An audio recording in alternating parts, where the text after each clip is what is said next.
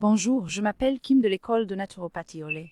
Je suis enseignante et directrice de l'école et aujourd'hui nous vous avons apporté une vidéo sur le traitement de l'articulation sacro-iliaque selon Dorn. La thérapie Dorn est une méthode très douce et très efficace pour soulager les blocages de la colonne vertébrale et des articulations, et l'articulation sacro-iliaque, qui est au centre de notre corps, est bien sûr très vulnérable d'une part, mais aussi très efficace et très facile à traiter d'autre part. Olaf va vous montrer comment cela fonctionne. Veuillez noter que ceci n'est qu'une information pour vous. Si vous voulez en savoir plus, consultez notre site internet. Vous y trouverez toutes les dates des séminaires et de nombreuses autres informations. Nous vous souhaitons beaucoup de plaisir avec la vidéo et beaucoup de succès dans le traitement de l'articulation sacro-iliaque.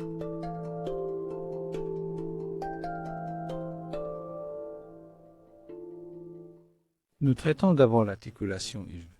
C'est toujours par là que je commence dans la thérapie Dorn. L'articulation isque est le lien articulé entre le sacrum et le bassin.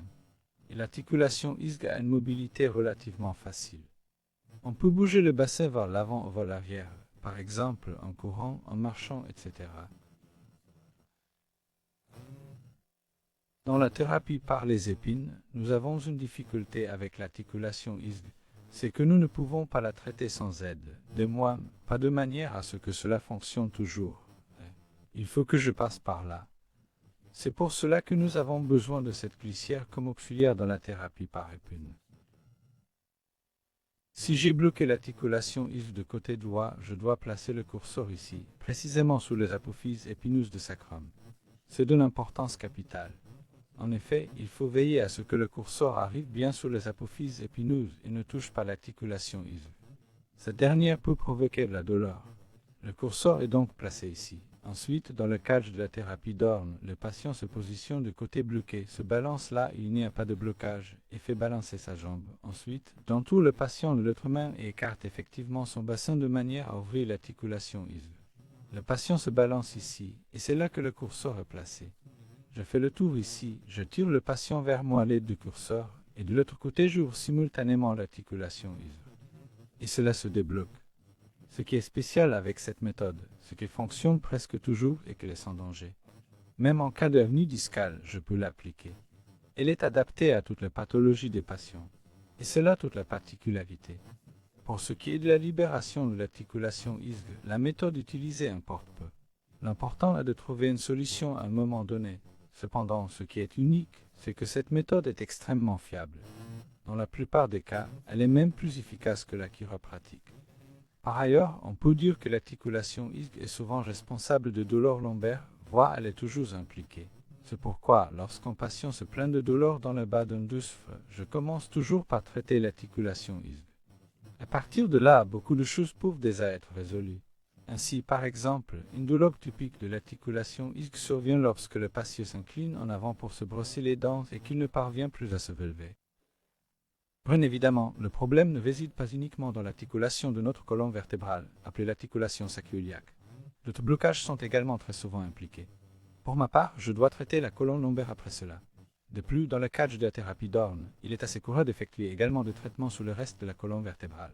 Toutefois, ici, nous avons la possibilité d'intervenir directement sur le processus de la douleur. C'est pour cette raison que je commence toujours par l'articulation sacro-iliaque.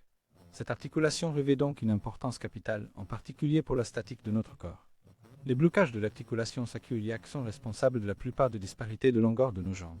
En réalité, le mécanisme est très simple. Lorsque le bassin bascule vers l'avant, toute l'articulation de la hanche s'abaisse légèrement, ce qui entraîne un allongement de la jambe. D'autre part, lorsque l'articulation isque bascule vers l'arrière, toute l'articulation de la hanche se déplace un peu vers le haut et la jambe devient relativement plus courte.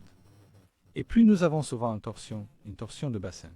C'est-à-dire que l'une est basculée vers l'avant, l'autre vers l'arrière, et donc je peux facilement avoir 1,5 cm de différence de longueur de jambe qui n'est due qu'aux articulations isques. Avant de traiter l'articulation isque, nous devons bien sûr savoir quel côté est bloqué. Pour cela, nous utilisons le test préliminaire, qui est le plus pratique dans la thérapie Dorn, car nous pouvons alors tout traiter en une seule fois. Pour cela, je cherche les épines iliaques postérieures supérieures. Je place mes pouces dessus et la patiente doit se pencher vers l'avant pour environ son caractère. Nous vérifions alors si un côté suit. Bon, reculez encore une fois s'il vous plaît. Il est nécessaire de le refaire maintenant. Je n'ai encore rien vu jusqu'à maintenant. Une bonne technique est de fermer les yeux. Maintenant, refaites l'envers penchant encore une fois vers l'avant. Oui, le côté doigt suit légèrement.